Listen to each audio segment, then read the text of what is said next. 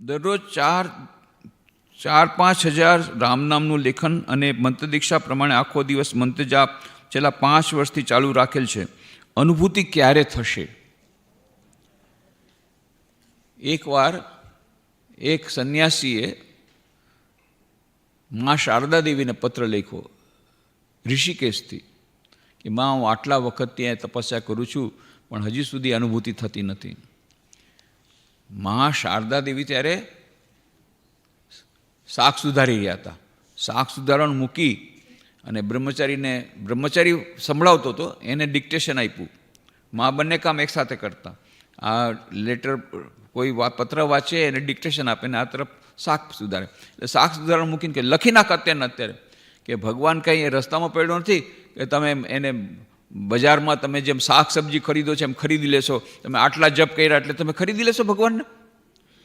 અરે, ભગવાન દર્શન દેશે કે નહીં ભગવાનના પોતાના મનમાં છે જ્યારે દર્શન આવશે.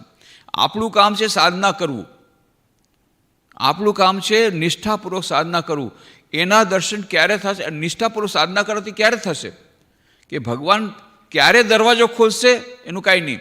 હવે જ્યારે દરવાજો ખોલે દર્શન માટે ત્યારે તમે ન હો, તમે જપ ન કરતા હો તો તમે પછી પાછા મૂકી જાઓ, વળી પાછા ક્યારે દર્શન આપે.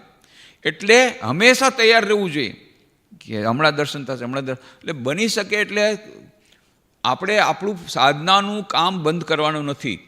પણ જો આપણે એમ માનતા હોઈએ કે મેં આટલા જપ કર્યા એટલે હું ભગવાનને ખરીદી લઈશ, આ કંઈ શાક માર્કેટ નથી કે તમે આટલા રૂપિયામાં કેળા ખરીદ્યા ને આટલા રૂપિયામાં તમે આ ખરીદ્યું. ના, ભગવાનને ખરીદી શકાય નહીં. એની ઈચ્છા પ્રમાણે દર્શન આપશે.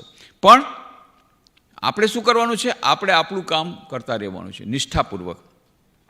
મા શારદાદેવીની વાત છે. નિષ્ઠાપૂર્વક તમારી સાધના કરો, એક ને એક દિવસ ભગવાનના દર્શન થશે જ થશે. પણ નિષ્ઠાપૂર્વક કરો. હમણાં જ મેં ધૈર્યની વાત કરી. ધૈર્ય રાખો, ધૈર્ય રાખો. નારદ મુનિની વાર્તા કરી.